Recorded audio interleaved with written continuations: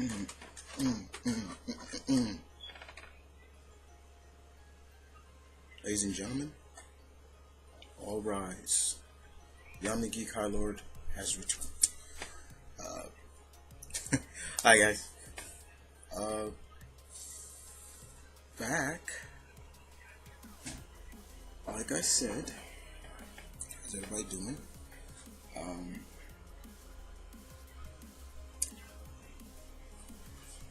and for all those who don't know who I am, just ask. Welcome back to my comic review, guys. It's been some time, but like I always said, guys, just because I wasn't doing reviews doesn't mean I wasn't keeping up with my titles that I read. So I've been keeping up, but I'm back. Yes, back now. And but does this mean that hitting the classics is over? No, I've been working on episode 2. It's just hard because there's so many of my classic titles that I want to pull out and introduce and talk about. So I finally figured out, so I had to really concentrate, think about, okay, what am I going to pull out this week?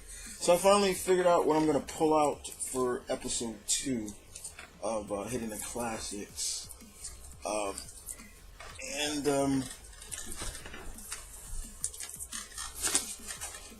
It is right here. This is my stack for Hitting the Classics next time. That'll be coming to you soon. Got a good stash here. Probably bring back some memories for you guys. But we're talking about the current stuff. Correct?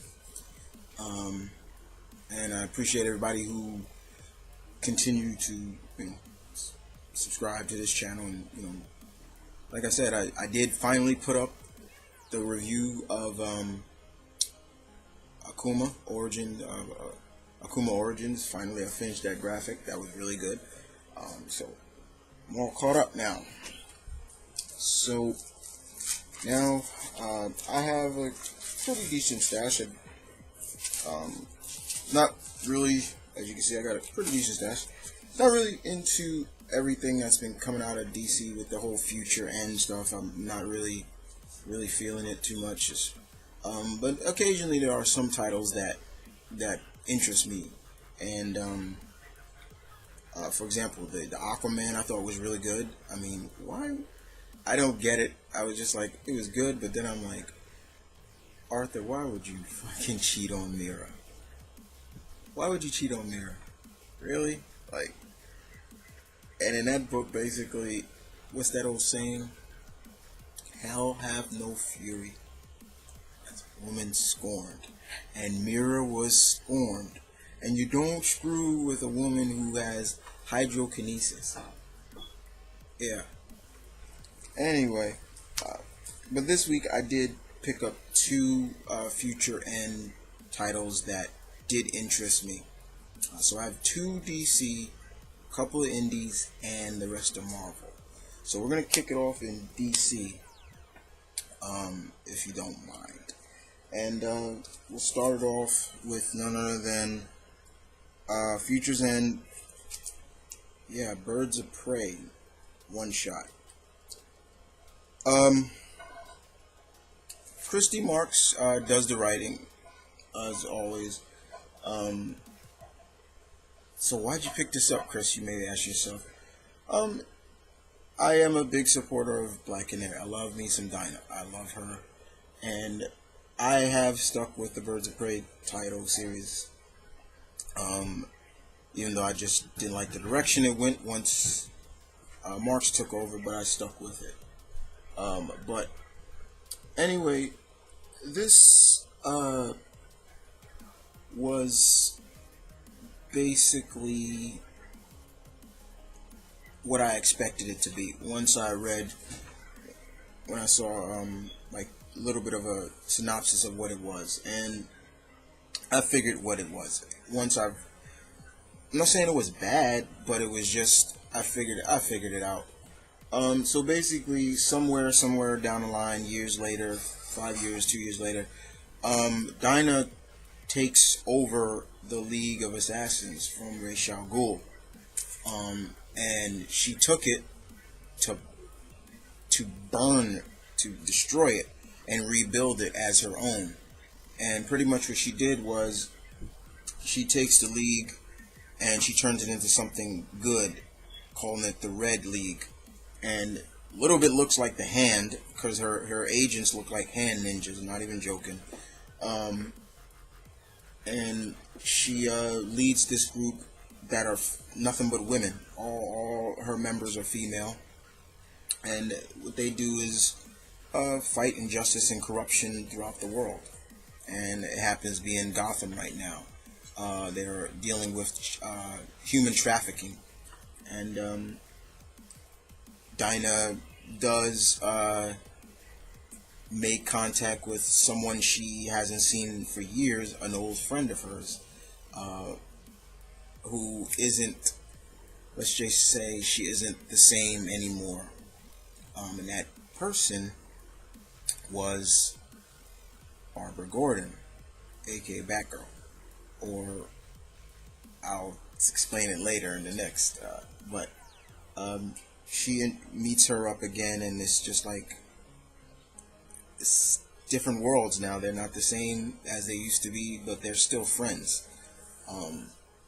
But pretty much it was an average read. It wasn't that bad.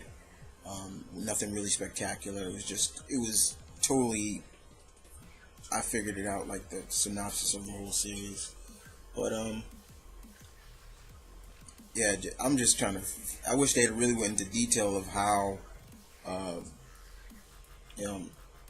there were some more things I wish they went into detail of, but the basic of it is, yeah, Dinah Lance, or Drake, basically leads the League of Assassins, what now is called the Red League. But other than that, it was pretty good. It was okay. Alright. Now, remember that character I was talking about, with Barbara Gordon. Guys, I don't do picks of the weeks, you know that, I really don't, but if I was, and today I am, this bad boy right here gets my pick of the week. I tweeted the writer herself, Miss Gail Simone, and told her, thank you for a great curtain call. I'm gonna miss your run. You had a good run, and you move on to your other projects. But yeah, Future's End Batgirl. This is my pick of the week, ladies and gentlemen. This was so good. Like I said, this was Miss Simone's, curtain call to her Batgirl run. She nailed it. She absolutely nailed it. Instead of going for a third round knockout, she went with a first round knockout and knocked me on the floor, and I didn't get up. The effects of this was so good. Without spoiling too much for it, but the basis of it is we got to see in this title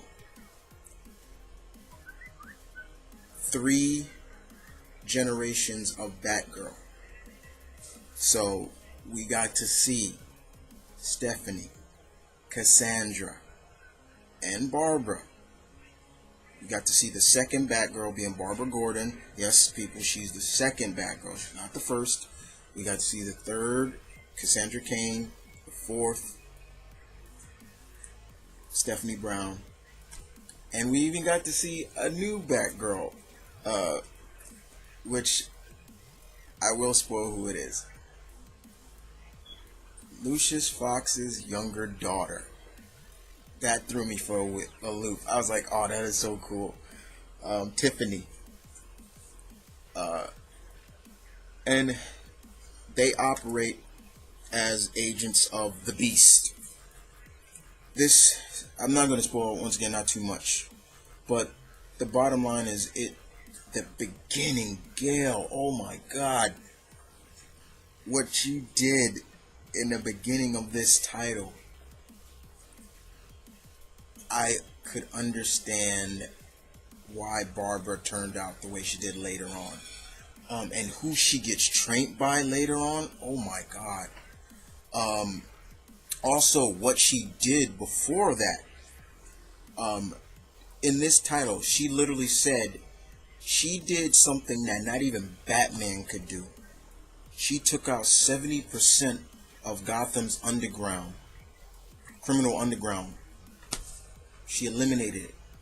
I was like, not even Bruce did that. I was like, that is so badass. But let's just say Barbara Gordon died and something else came back until later on in the end of the issue. You'll see what if you ever read this. But don't want to spoil too much. But Gail, Lady Gail Simone, thank you for the run. I enjoyed your run very much. I loved every minute of what you did. You can tell that you love writing Barbara. You can see every issue got pretty much better than the last, which pretty much it was supposed to, which is supposed to be. You never half-assed anything, and I enjoyed that very much about it. And I've told you this personally, that you are a treasure, and no matter what, you're always gonna be that way. But this was so good. This makes my pick of the week, guys. So good. If there's any future end title, I do recommend you reading. This is one of them. Now, having said that, the question you may be asking yourself is, hey Chris, so are you going to continue with the new direction of Batgirl? I'm making the announcement here. On behalf, I will do it in respect and honor to Lady Gail. I will read the first issue. For her, I will do it. If I like it, I will continue. If I don't, then I'm just gonna drop it there. But I'll see where it goes. Basically, what I'm saying, guys, for Gail, I'll give it 3 issues. And if I don't like it after 3 issues, then I'm just gonna drop it. But Gail, thank you so much. As always, it is always an honor to read and review anything from you. So thank you very much. Alright, so that is all the DC, guys. Let's move on to, I have 3 indie books. Some of these came out last week, but I didn't get my hands on them but I did get my hands on them now. So we're gonna kick it off in Boom Studios, and this is a 4-part mini called Cloaks. Monroe and Noir Noir does the artwork, Monroe does the writing. This was fun and very interesting. Basically, the story is about a young man, right here. This young man who is pretty much a modern day Robin Hood. That's pretty much the basis of it. He's a modern day Robin Hood. He's also an illusionist. He's a practitioner of martial arts, and he knows parkour, so he can get in and out of things really quick if things get a little heavy. But unfortunately, things start to catch up. His actions start to catch up with him because somebody has been monitoring him, and he gets caught. But he finds out that the person that was monitoring him is pretty much somebody he knows. Not going to spoil who it is, but it was fun. The artwork is very teenish, but it suits this series. You could tell it's just a fun series that plays off the attitude of a young man who does, like I said, a young man who is like a modern day Robin Hood. We all look at Robin Hood as being a hero, and then there's some people that look at him as being a criminal because what does he do? He robs from the rich to give to the poor, and he walks that thin line, and in this, it's almost the same thing.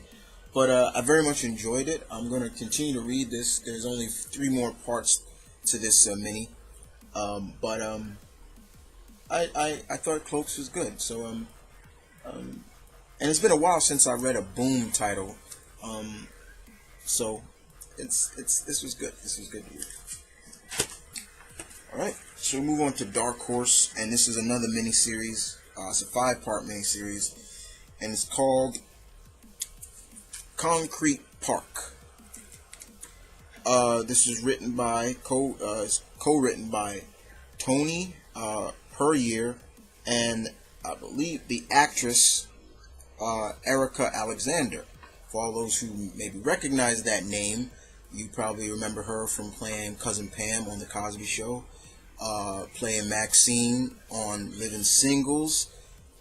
That's her. And they write this title. They co-write this title. Basically, the series is it takes place kind of in the future, and criminals are kind of sent to another world, in a sense. And unfortunately, shit hits the fan big time, really quick. And it's on a planet that's pretty much ruled by gangs, different factions of gangs, and it's like a prison, but it's not like a prison. It has a little bit of a vibe of I would say a little bit of how can I put it? I would say a teeny bit of the Warriors, the classic pulp movie Warriors, but also a lot of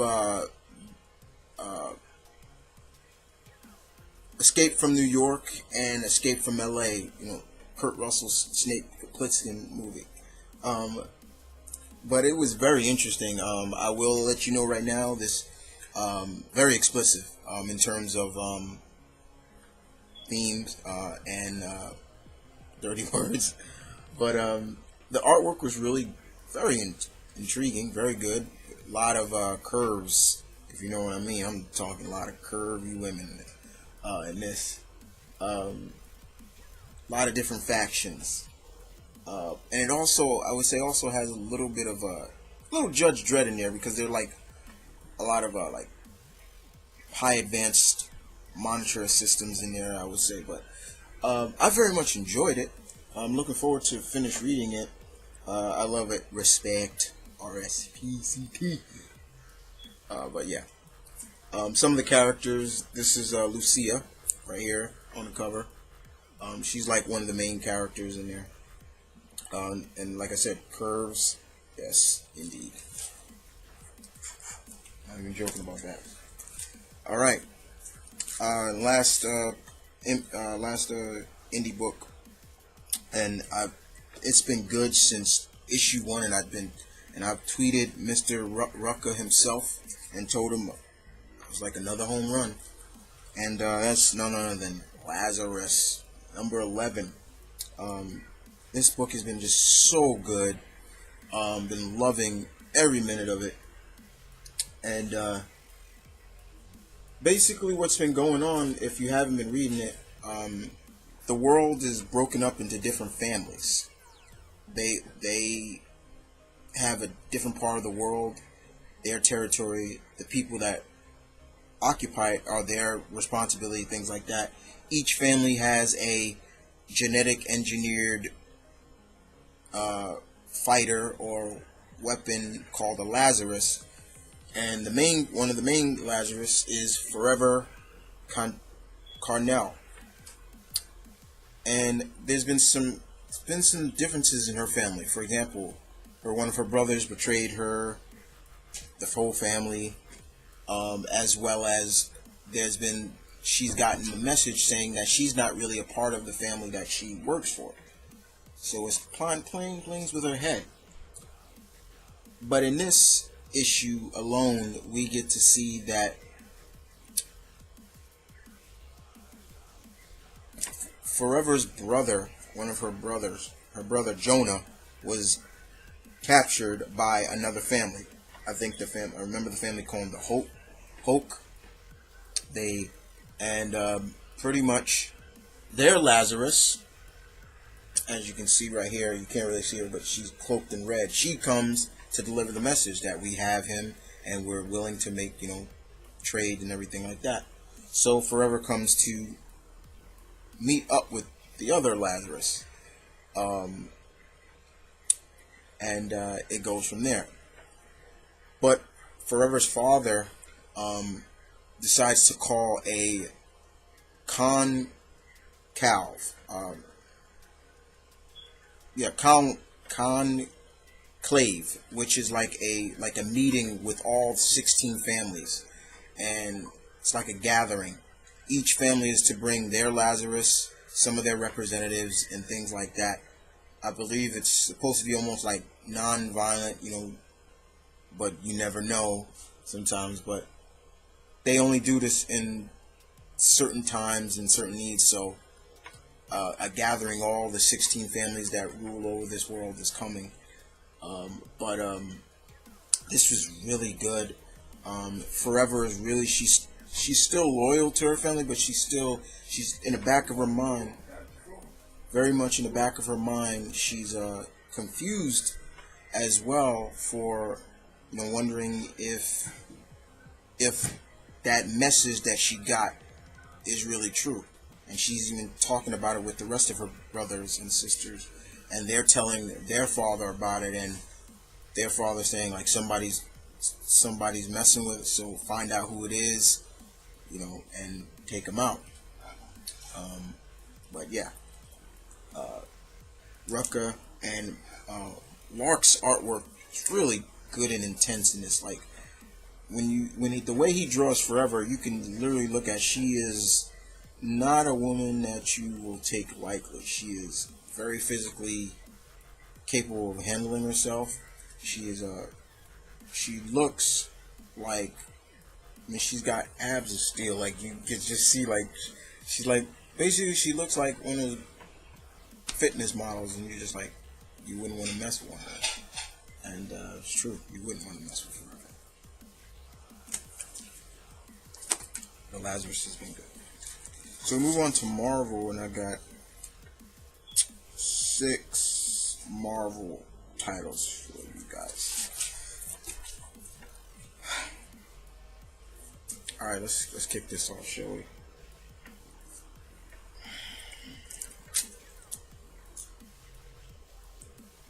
The Amazing Spider-Man number 6.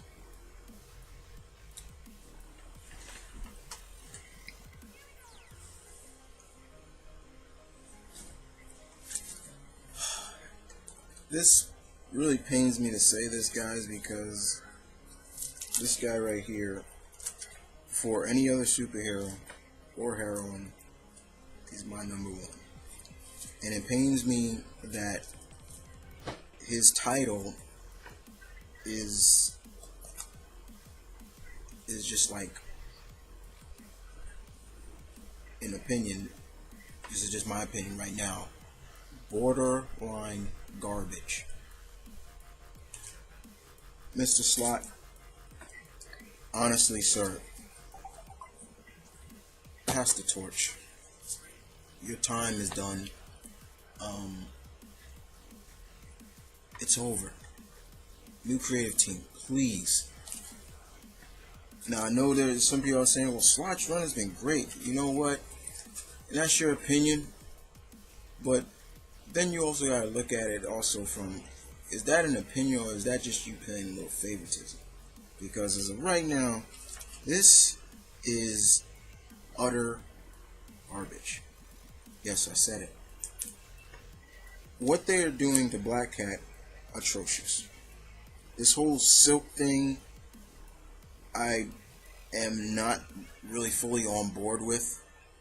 I don't even like, she doesn't even have I don't even, it's just weird. It's just like, I still scratch my head after like reading this stuff.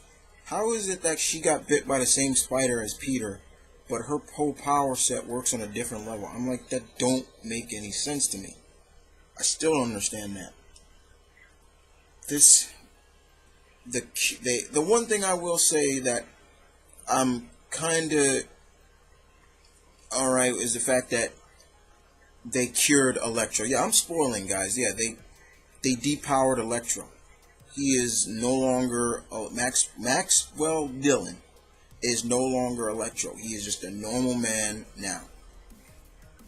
But now Felicia now is on this whole I'm the queen of thieves, and I got a group of villains now that work for me. She's like becoming some kind of empress and stuff, and I'm like, this is stupid. I'm like, what is this? So yeah, this right here, ladies and gentlemen, utter garbage.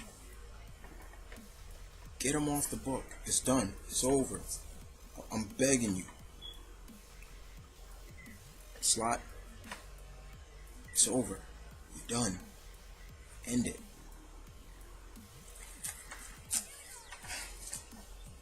Alright. Moving on to Avengers 32.1. Al Union does the writing and Dale Kino does the artwork. Dale Kino's artwork is beautiful in this. This issue is all centered on Hyperion. That's a badass cover too. Like that cover. This is a totally different Hyperion for all those who know. This is not the same Squadron Supreme Hyperion, anything like that. Earth 7.1, 7.9, Hyperion. This is a whole different Hyperion that was brought out of his world by AIM because his world pretty much was destroyed. And he's the sole survivor of it. So yeah, a little bit of a Superman vibe to it, but there are some differences. But in this issue, it's all centered on Hyperion. What makes this guy tick? Who taught this guy? What does he think of this world and everything like that? How does he feel about being an Avenger? Things like that. And in the issue alone, he helps a family find their missing child. A man, a family in, I believe, the Midwest. Their child was kidnapped, and he comes in to help because he can hear them. He's like, I heard them crying, and and he comes in, and the cops are kind of like, we don't need your type here. Our town doesn't have the kind of of like authority or kind of money to handle somebody like, because he's like, anytime one of these super types get involved, the damage escalates. But Hyperion is like, look, I just want to help. And he starts devising his own investigation. Using his abilities, he starts to ask, people some questions, the family some questions like, what happened, things like that. And he starts to scour the carpet. And he just starts to roll his hands over the carpet, and he starts to go deeper into visions, different types of visions and things like that, to the point he's so deep and microscopic into the rug, he finally sees a skin sample that is blind to the human eye. And he realizes that it's not the same DNA as the family. He can read DNA. And he's like, he even says, he's like, tell me, I just found a sample of the boy, but his DNA is not the same as yours. And the mother says he's adopted. And he understands. And we start to hear more about how he grew up. We find out that this Hyperion, his name is Marcus. And really good. Like I said, Dale Keown's artwork just really showcased a lot. We do get to see who the kidnapper is. And Hyperion just goes out in space and just starts scanning the Earth until he finds the DNA, the same DNA he scanned in the carpet. Comes right back down to Earth, and he confronts the kidnapper. And we find out who the kidnapper is. And I'm going to spoil who it is. It's the villain known as the Mauler. You guys remember the Mauler? Used to have a lot of ordeals with people like Spider-Man and Iron Man. Comes out, pulls out his blaze cannon, and tries to shoot Hyperion. Don't do a thing to him. And Hyperion even says, look, I'm going to ask you to step out of the car, and you only get one, and I'm only going to say that once. Steps out, shoots Hyperion with a blaze cannon, don't do a thing. He starts altering his canon to different frequencies. Don't do a thing. The only thing that gets singed, in a sense, on Hyperion is his cape. That is it. And you can actually see what Hyperion was thinking about doing. And he was thinking about, I'll walk up, rip his cannon apart, rip his mask off, and do some damage to him. But he doesn't. He doesn't. And he just talks to the guy. He talks to Mauler, and he gets to finally realize that Mauler, there's something that happened to Mauler, the Mauler that has made him take this decision of kidnapping a child. Not going to spoil what that is, but you probably figured it out.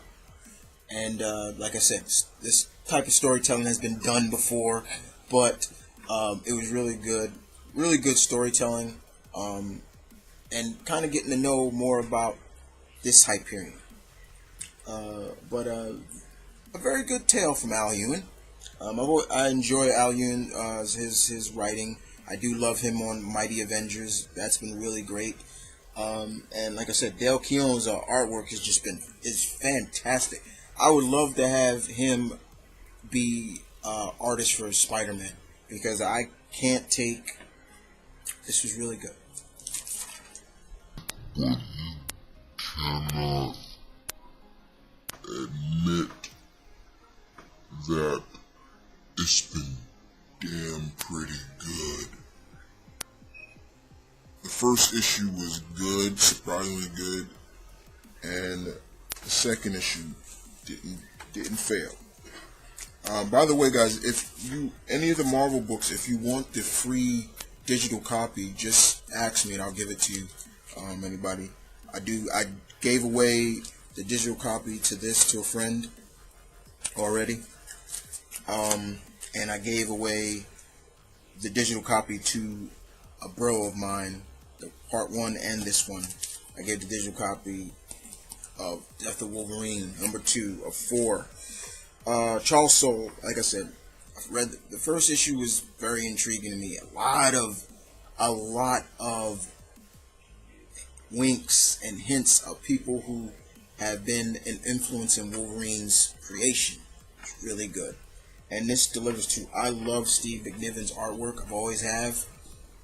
And in this issue, Logan heads to an old stomping ground that he's been to plenty of times. Madripoor. Because in last issue he found out he was attacked by Nuke. And Nuke told him that somebody put out a hit on him, in a sense, on him alive. And he told him it's in Madripoor, and he said, he didn't call her by name, but he said it. And Logan goes to Madripoor and gets to see his ex-wife, Viper. Yeah. And basically, not only does he meet Viper, but he meets Viper has Sabretooth locked up like a dog. I'm not even joking. Like, she has him chained up like a dog. And they fight. Sabretooth cuts out Wolverine's eye. Now, you gotta remember, he doesn't have his healing factor now, so he's not healing. And so it almost was like a wink once again back to his old Patch days. Remember when Logan was called Patch for a while? So a lot of hints and winks in this bad boy. And unfortunately, Logan, he does not unsheathe his claws because, once again, when he unsheathes his claws, he does open his skin, and a lot of bacteria from his claws and things like get into, and it was his healing factor, of course, that would keep him from. But now, if he unsheathes them claws, bacteria is getting in, and that's going to kill him even quicker. And that's what Reed Richards told him too in the first issue. And Reed even said it. He said, "I can help reactivate your healing factor." Now, I've said it before. I don't really like this whole fact that Wolverine has lost his mutant power. I don't get that. But this has been really good. Charles Soule has been doing a pretty decent job with this. There's another hint, another individual that comes into this issue at the end that deals with Sabretooth, kind of saves Wolverine. And when she finds out what's going on with Wolverine, she's willing to. It's a girl. Just think about Wolverine's history. Somebody from Wolverine's past that Wolverine has. It's a female. I will say, I will give the first letter in her name. Her first name begins with a Y. Think about it. Think about it. That's her real name. And when she finds out, and then of course somebody is after her, and somebody I haven't heard in a long time, but he was a teacher of Wolverine's. So a lot of hints, and I'm just like, and if you're not a Wolverine fan, you're not gonna know who these people are. But if you are, you're like, man, I haven't heard that name in a while. Man, oh my God, that's good.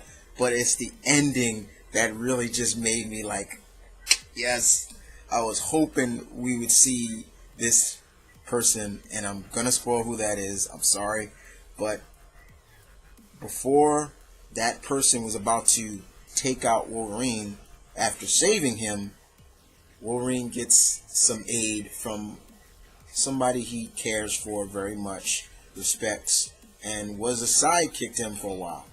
Miss Kitty Pryde. So it was good to see Kitty. Death of Wolverine 2. Good stuff. I'm definitely looking forward to seeing how Nightcrawler is going to react to his death. X-23, Storm. A lot of people that had good friendships with him and also respected him. But Marvel says they have no plans of bringing him back, but that can change. We all know that can change very quickly, but other than that, it was good. So move on to another title, and once again, like I said, any Marvel title, guys, if you don't read it and you would like to read the digital copy, just ask me. Now I'll give you the first person who asks is I'll give it to him. I don't just put it on Twitter or things like that. But Edge of here we go. Edge of Spider-Verse, Spider-Man Noir, #1. I think this is Gregory Hine. I think who does the writing again? I'm trying to remember the writer. David Hine. And Fabrice Sapolsky. They kind of do the writing. And the artwork is done by Richard Nisanov. Hope I'm pronouncing your name right, sir. First of all, it's good to see Spider-Man of the Noir universe back. I did like Spider-Man Noir. I liked the Noir universe. I thought it was cool to have heroes from the Marvel universe in the during the Great Depression, the Roaring 20s and 30s and stuff like that. And in this issue, we get to see that the Noir version of Mysterio is trying to find Spider-Man for Wilson Fisk, but not just for Wilson Fisk, but for himself, because he realizes that he knows where this Peter Parker has gotten his powers from. He got them from the spider god Anansi, the African spider god Anansi. In this world, Mysterio is just a magician. He's like he's like Houdini. He's like Harry Houdini. He goes through all the details of trying to find out who he is. We haven't seen in this time. We haven't seen Spider-Man in some time now. He hasn't been around lately. But Peter is gone to the World's Fair with Aunt May and Mary Jane, and while that's going on, Mysterio and Wilson Fisk are looking for people who are connected to Spider-Man, including Felicia Hardy, who he used to date. And she wears a mask, Now, if everybody remember what happened to her face, and they want to know where they can find Spider-Man. So they use her as bait to kind of bring Peter out, and they do get able to take some blood from him, but it doesn't go well really quickly. But in the end, an individual comes from another world and tries to take this Peter, and Peter has to pull out his gun. In this Peter carries a gun. He does carry a gun, and unfortunately, this Peter gets some help from the superior Spider-Man, the Doc Ock, and Doc Ock takes him with them, and they go to another time. I'm not gonna spoil which timeline. I'm not gonna spoil the year, but all these miniseries that are coming out for the Spider-Verse, each of these characters who gets a spotlight are gonna play a significant role in the whole Spider-Verse series, and so it's basically saying that Spider-Man Noir will play a big role in it. But I enjoyed it very much. It was great to see Spider-Man Noir again. I can't wait to the next issue, because that's the issue with the Spider-Girl, who is actually it's basically Gwen, who is the Spider character. So I can't wait, and I like her costume. I think it's really cool. So I'm looking forward to that. But yeah, this was good. If anybody wants to read it digitally, give me a holler. We move on to New Warriors number 9. Chris Yost. As you all know, this series will be coming to an end at issue 12. I don't know why. But in this issue, after dealing with what was going on with the High Evolutionary, what the Warriors have done, Kane, the Scarlet Spider, he wants to quit. He's like, fuck this, screw this shit, I'm out of here, I don't want to be here, blah, blah, blah. Just send me back to Mexico, things where I am.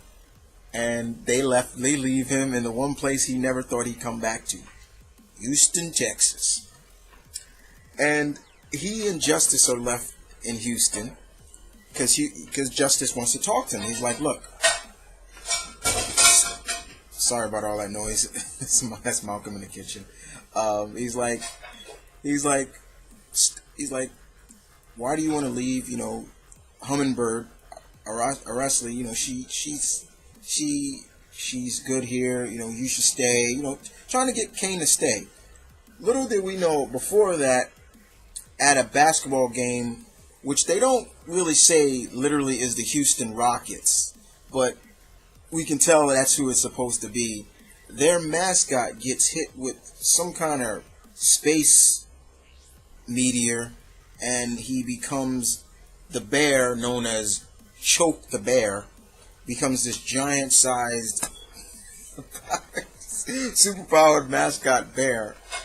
Unfortunately, it's the mascot that has the powers, but the person inside of it is just an ordinary guy. So it's almost like the Wizard of Oz. Pay no attention to that man behind the, So yeah, it's kind of like that. This was just a lot of fun. Just not taking itself serious. A lot of cheese factor, but good cheese. You know what I'm saying? It was a lot of fun. While the rest of the New Warriors are wrestling, and it was so good to see Silhouette. I haven't seen Silhouette in so long, so it was really good to see her. Speedball, all them. They travel to Prague and go into a rave, a party. And they sneak Sam Alexander into the rave, because he's not supposed to be there. He's young. And they just have a good time. While Kane and Justice are dealing with a superpowered mascot bear. Kane does come in contact with some of his old friends that he remembers, and they even say they were wrong to shun him, and they tell him, you're a hero, man. And they even say he's not gonna just watch city burn, he's gonna help. And it's always like Kane's like, I hate my life, I hate my life, I hate my life. It's so funny. But in the end, does Kane stay? You just gotta find out. But once again, if you want to read it, the digital copy, I can give it to you. But it's just cheese fun. The artwork by Ford was alright. It could have been better, but it's cool.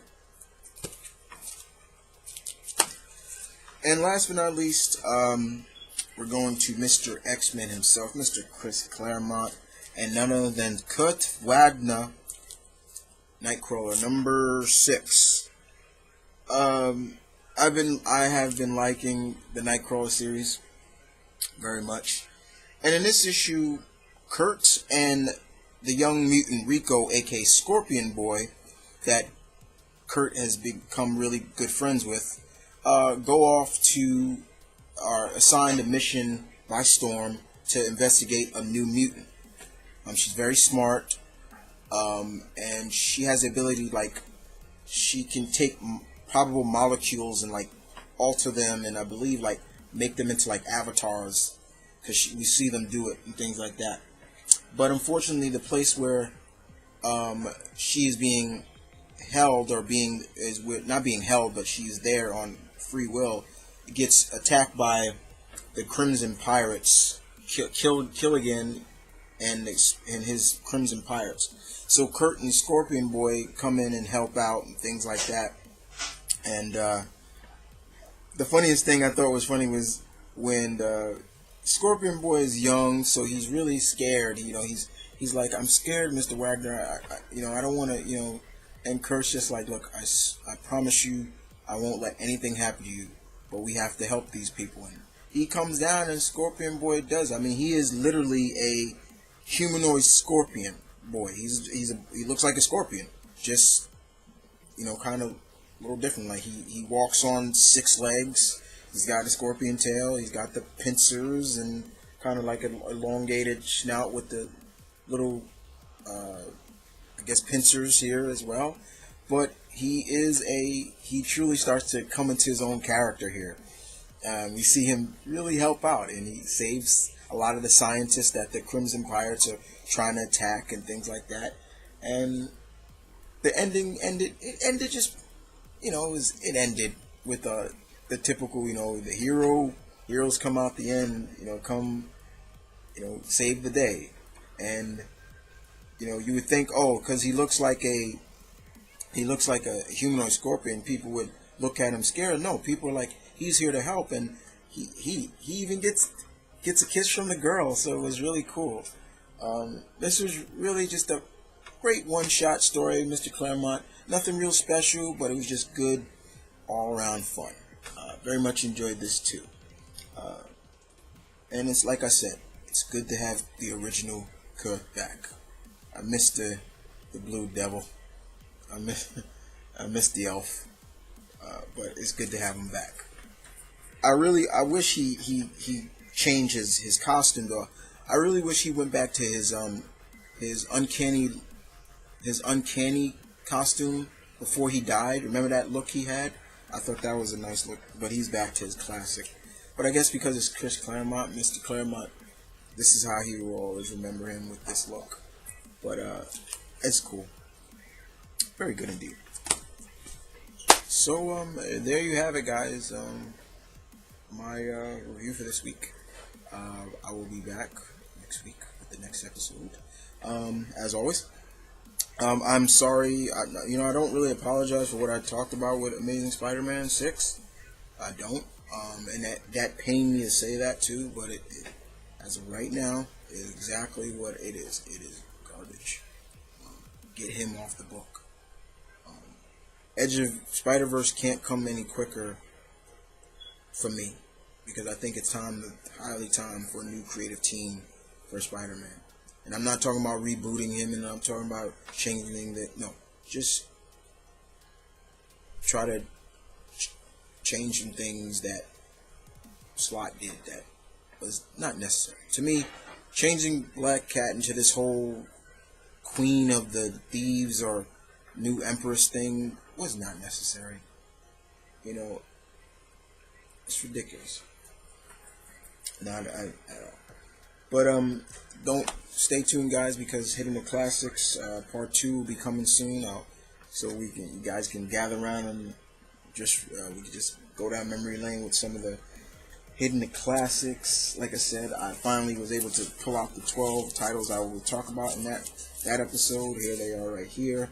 I'm not going to spoil what they are, but let's just say there's some goodness in there. But other than that, you guys take care, and I'll see you guys next time. Peace.